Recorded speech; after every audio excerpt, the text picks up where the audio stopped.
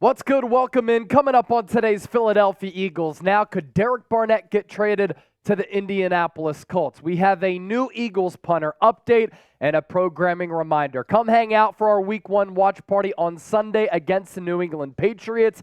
Hit that sub button, turn on those notifications. Therefore, when we do go live and anytime we push out a video, you'll stay in the know and you'll be notified. Let's start off today's show with the latest around Derek Barnett. And for those of you who don't really know what's going on this front, here are where things stand with the former first-round pick out of Tennessee who was drafted back in 2017 by Philadelphia. So prior to roster cuts, Drew Rosenhaus and Derek Barnett did request a trade from this front office. The Eagles said that they were open to trading Derek Barnett if they could get a quality offer back.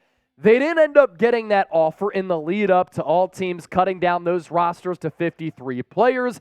And then after the Eagles' initial 53 was set, Jeff McClain, Philadelphia Inquirer, with the report that Philadelphia wants to keep Barnett. They value defensive linemen. They like him as a player, as evidenced by them drafting him in the first round and then bringing him back on a new contract extension a couple of years ago. And Philadelphia envisions a role for him on game days, about 12 or so snaps per matchup. We know that Philadelphia is extremely deep along the defensive line, but Philadelphia really values the defensive line, and that's why Howie Roseman decided to keep him around. Now, as we approach the NFL trade deadline or even early in the season, if Philadelphia is so stout at edge rusher, defensive end, and in the trenches along the defensive line, and Derek Barnett isn't playing at all, then maybe Philadelphia will look to flip him to the Indianapolis Colts. More on that in a moment.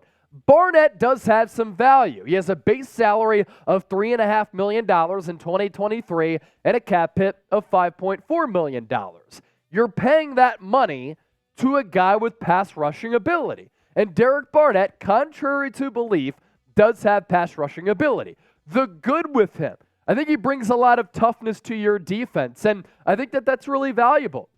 The Eagles, as I noted, value their pass rush. Howie Roseman has said, we like to build our team along the offensive line, the defensive line, get a quarterback, and our secondary. That's what we value. And in the trenches, along the defensive line, Derek Barnett is a solid player. He gives you, at the very least, quality and affordable depth right now, and a guy who can put on the field on third down situations, pray to God that he's not going to commit a dumbass penalty after the whistle, and he can get after the quarterback and provide you with a little bit of a pass rush. He's skilled at pressuring the quarterback.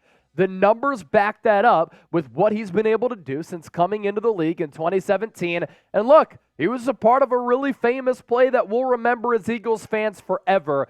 Picked up that loose pill on the carpet after Brandon Graham strip sacked Tom Brady in Super Bowl 52. With the good, there's also some bad with Barnett. And I know, just like me, a lot of you get very, very frustrated by the player.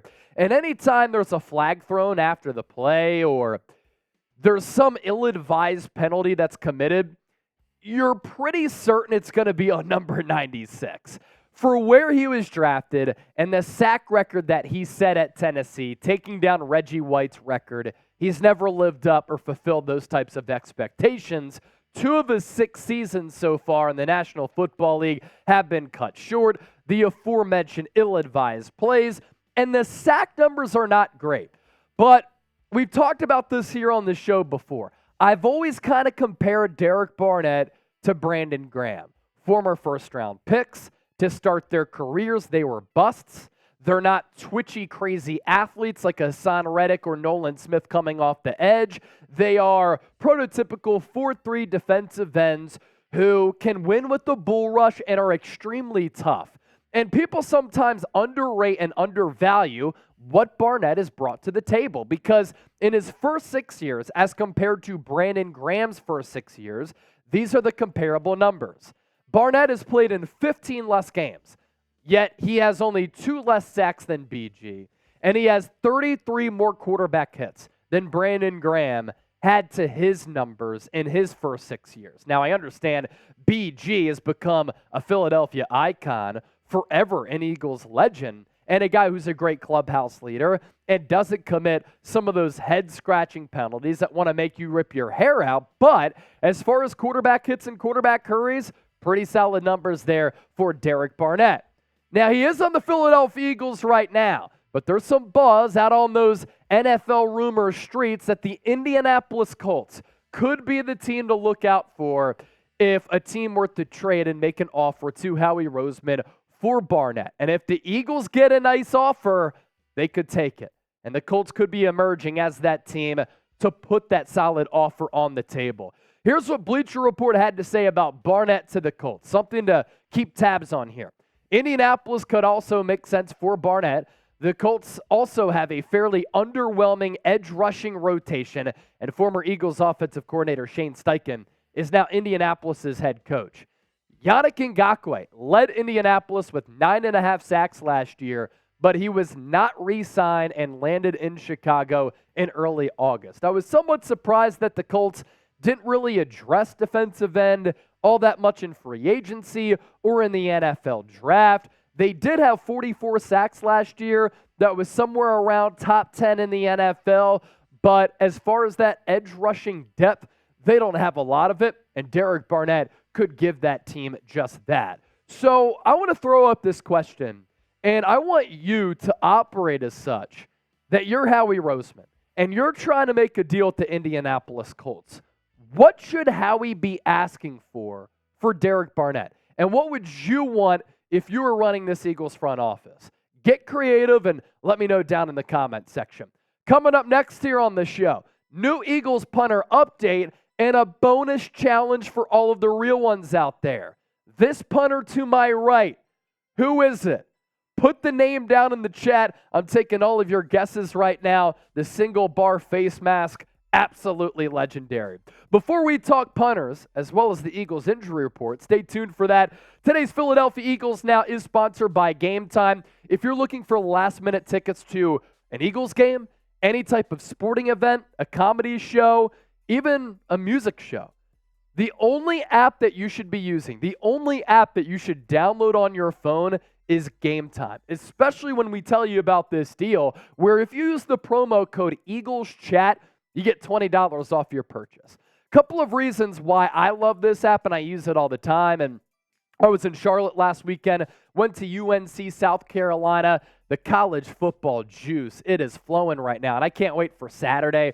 Nebraska, Colorado, Alabama, Texas. If you want to go to any of those games, those events are available as well. The user interface makes this app so easy to use. You can get the vantage point from the seat that you'll be sitting in.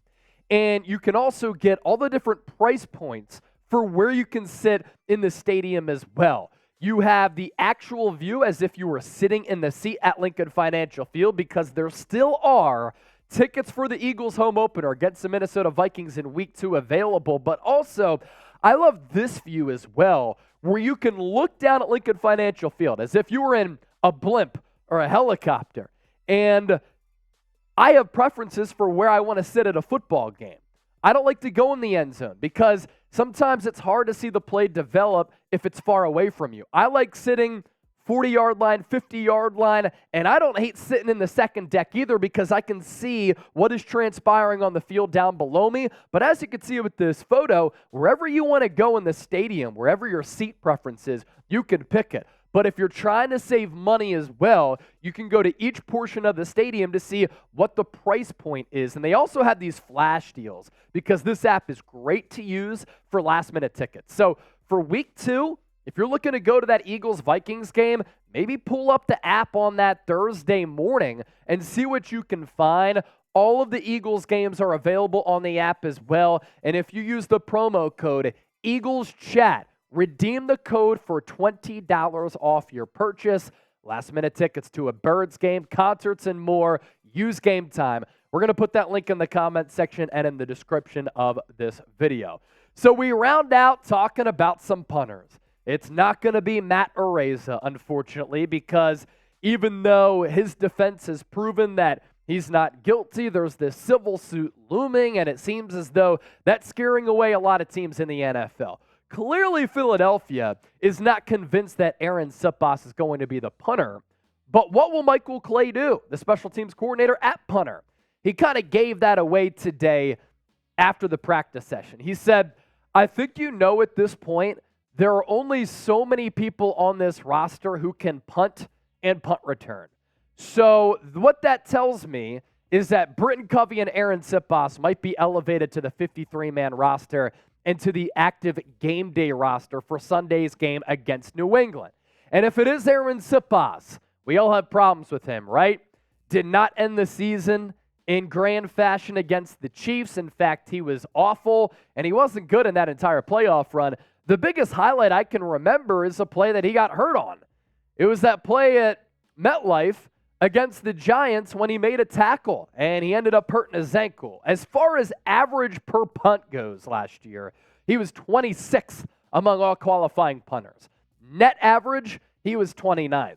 Punts inside the 20, not bad. At least he can do well there. He was 4th in the NFL among all punters, but he has to get better, and he has to get more consistent. And look, I love my Aussies. Aussie, Aussie, Aussie, oi, oi, oi. My pops grew up in Melbourne. I was just with my cousins at Citizens Bank Park and in the Philly area a couple of months ago. They were in town from Australia. I've been there multiple times. I want to see former Aussie rules punters perform well at the NFL level. But Siposs hasn't been able to do that throughout his entire Eagles tenure. And it looks as though Philadelphia is going to keep him over a couple of punters that they worked out over the last week and change. They worked out Blake Gillikin. He was solid last year. Pat O'Donnell, Kobe Wadman, and Braden Mann. These punters are still on the table, I believe, if Siposs does struggle, so keep an eye out for that as well. We also want to get to the latest Eagles injury report. You can see what Nick Sirianni was thinking by not playing the starters in the preseason at all. You played deep into the season last year, but also you have to look ahead, like any good business does, and you have to look at the start of this Eagles schedule. They play Sunday on the road against New England, then they come back, quick turnaround against the Minnesota Vikings on Thursday Night Football. So, with not playing any of the starters and the fact that you're piggybacking off the fact that Nick Sirianni, his first 2 years, have had the Eagles top 5 in injury rate, they went about this in a good way. And today at practice, everybody practiced and was a full go outside of Josh Jobe, the top backup cornerback, UDFA 2 years ago out of Alabama, but it's not because of a serious injury. He left Wednesday's practice because of an illness and didn't practice once again here on Thursday. That's great news. So a little while ago, I told you, name this punter, the single bar legend. Who is it? Get those names down below into the comment section, and I'm going to give away the name right now, but don't be a fraud and put the name down in the chat after I tell you. The real ones know. Sean Landetta. Type real one if you're still kicking it with us here on the program. We appreciate you for watching today's show. Live watch party on Sunday against those cheating, fraudulent New England Patriots. F. Roley, he's our Patriots fan here at the office. Can't wait to see y'all. Peace.